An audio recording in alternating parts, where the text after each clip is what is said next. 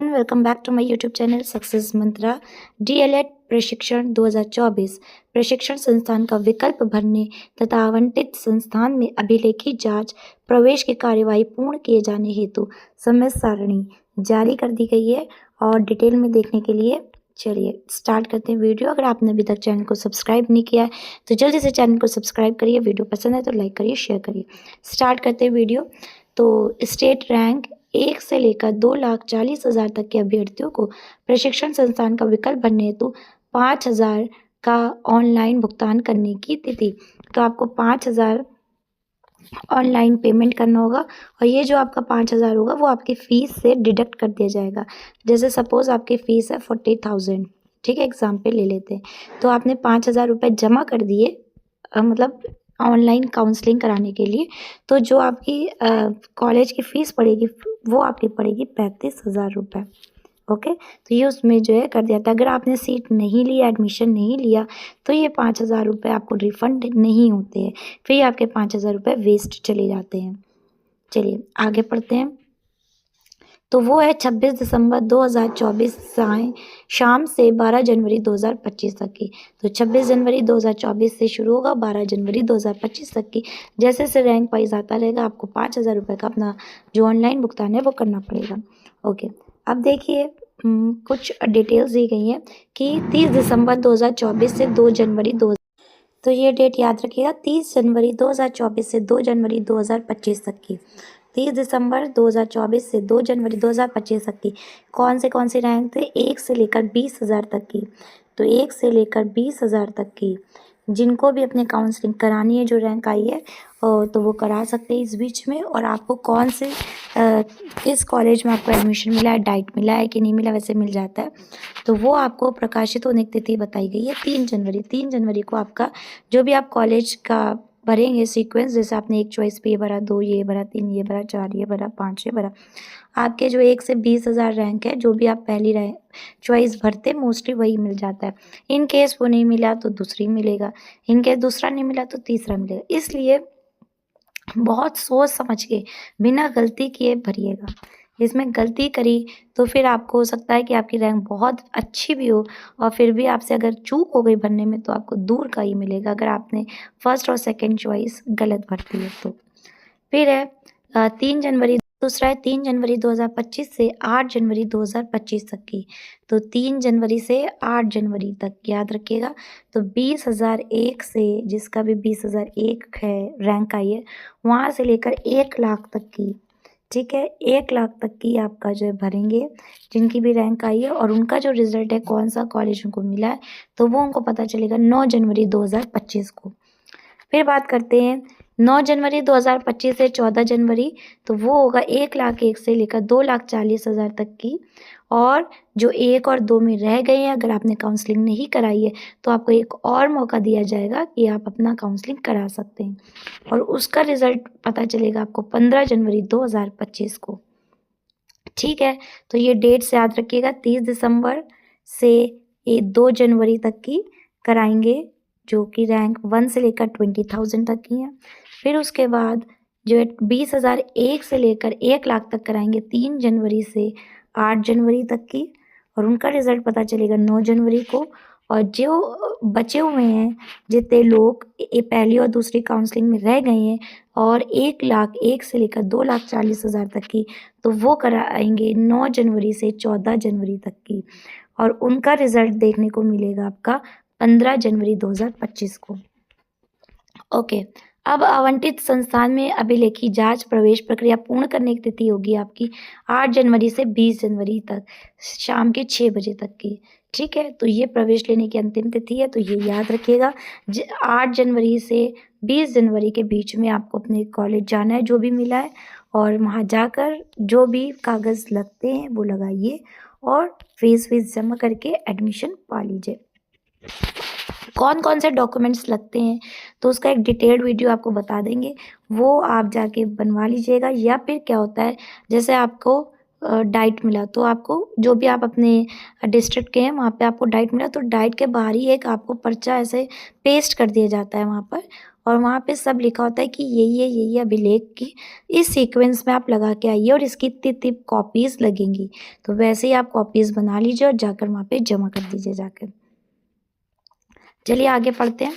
आवेदित समस्त 3,25,769 अभ्यर्थी को मेरिट स्टेट रैंकिंग, जी हाँ, याद रखिएगा 3,25,769 अभ्यर्थियों की मेरिट स्टेट रैंकिंग वेबसाइट पर दिनांक 26 को प्रकाशित की जाएगी। तो 26 दिनांक को ये जो है आज जो आपके प्रकाशित कर दिया गया रिजल्ट, आप जाके चेक कर सकते हैं और आपको रैंक पता चल जाएगी। और रैंक पता ही चलते आप जो है अपना एक रिमाइंडर सेट कर लीजिएगा कि इस डेट से इस डेट के बीच है।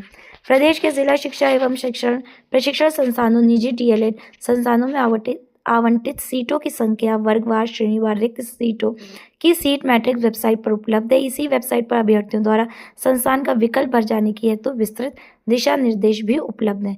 तो यहाँ पे जब आप वेबसाइट पे जाएंगे तो वेबसाइट में सब कुछ डिटेल में दिया होता है और जो भी सीट्स हैं, जैसे अगर 50 हैं सीट्स तो उसमें 25 जो साइंस वालों के लिए होंगी, 25 आर्ट्स वालों के लिए होती है, ऐसे करके। और फिर श्रेणीवार की जनरल की कितनी है, ओबीसी की कितनी है और एससी की कितनी है और ईडब्ल्यूएस की कितनी है। फिर आगे पढ़ते हैं। स्टेट रैंक के आधार पर काउंसलिंग के चक्र चरण में आने वाले अभ्यर्थियों को प्रशिक्षण संस्थान का विकल्प भरने से पूर्व प्रशिक्षण संस्थान का अग्रिम शुल्क के रूप में अलॉटमेंट फीस 5,000 रुपये का ऑनलाइन भुगतान करना अनिवार्य है। भुगतान के पुष्टि कन्फर्मेशन होने के उपरांत ही अभ्यर्थी अपनी पसंद के प्रशिक्षण संस्थानों का विकल्प ऑनलाइन पूरित कर सकेंगे। तो पहले आपको फीस देनी होगी, जैसे आप फीस कर देंगे फिर आपकी चॉइसेस लॉग्ड होंगी। फिर आगे बढ़ते हैं। अभ्यर्थियों द्वारा स्टेट रैंक के अनुसार संस्थान के विकल्प का चुनाव करने के पश्चात चॉइस लॉक न करने पर भरे गए विकल्पों को स्वतः लॉक माना जाएगा, जिसमें किसी भी प्रकार का परिवर्तन स्वीकार नहीं होगा।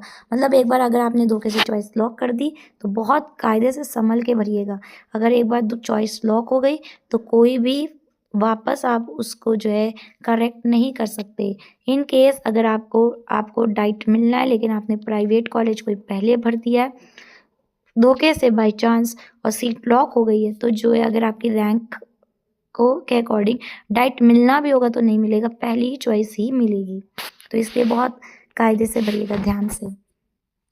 आवंटित प्रशिक्षण संस्थान में अभिलेखी जांच, प्रवेश की पुष्टि, कंफर्मेशन हेतु अलॉटमेंट लेटर प्रिंट करने हेतु अभ्यर्थियों को पुनः प्रशिक्षण अग्रिम शुल्क के रूप में 5,000 का ऑनलाइन भुगतान पुनः करना होगा। भुगतान पूर्ण होने के उपरांत ही अभ्यर्थी आवंटित प्रशिक्षण संस्थान का आवंटन पत्र प्राप्त कर सकेंगे। तो फिर से आपको 5,000 रुपये देना होगा। जब आपकी सीट कंफर्म हो जाएगी कि आपको ये मिल रहा है और आपको चाहिए, तो अगर आपको वो चाहिए और अलॉटमेंट लेटर उसका निकालना है तो 5,000 रुपीज़ फिर जमा करिए और फिर उसका जो आपको अलॉटमेंट लेटर मिलेगा। ओके, तो इस तरीके से आपको 10,000 रुपये एडवांस में जमा हो जाएंगे। यदि अभ्यर्थी आवंटित प्रशिक्षण संस्थान है तो पुष्टि नहीं करता है अथवा प्रवेश नहीं लेता है तो कॉलेज का अग्रिम शुल्क के रूप में भुगतान किए गए अलॉटमेंट फीस 5,000 अभ्यर्थी को वापस नहीं की जाएगी। ये मैं आपको पहले बता देता कि रिफंड नहीं होती है। एवं काउंसलिंग के अग्रिम चरण के अभ्यर्थी को प्रशिक्षण संस्थान का विकल्प पूरित किए जाने हैं तो पुनः 5,000 रुपये का भुगतान करना होगा। मतलब अगर आपने जैसे फर्स्ट में आपका नाम आया, आपने फर्स्ट में कॉलेजेस भरे, 5,000 रुपये कर दिए, लेकिन आपको मनचाहा कॉलेज नहीं मिला तो आपने क्या करा, ड्रॉप कर दिया, नहीं भरा। फिर आपने कहा अच्छा चलो जो भी मिला है वो ले लेते हैं। आप थर्ड में गए और थर्ड काउंसलिंग में जो फिर आप गए चॉइस लॉक करने, तो फिर आपको 5,000 रुपये भरने होंगे, तभी आप चॉइस लॉक कर पाएंगे और ये आपके 5,000 रुपये रिफंड नहीं होंगे। काउंसलिंग प्रक्रिया के प्रथम चक्र में यदि अभ्यर्थी को भरे गए प्रशिक्षण संस्थान के विकल्प में के क्रम में कोई सीट आवंटित नहीं होती है तो अभ्यर्थी का प्रवेश काउंसलिंग के अग्रिम चरण में प्रशिक्षण संस्थान का विकल्प पूरित किए जाने का अवसर प्रदान किया जाएगा।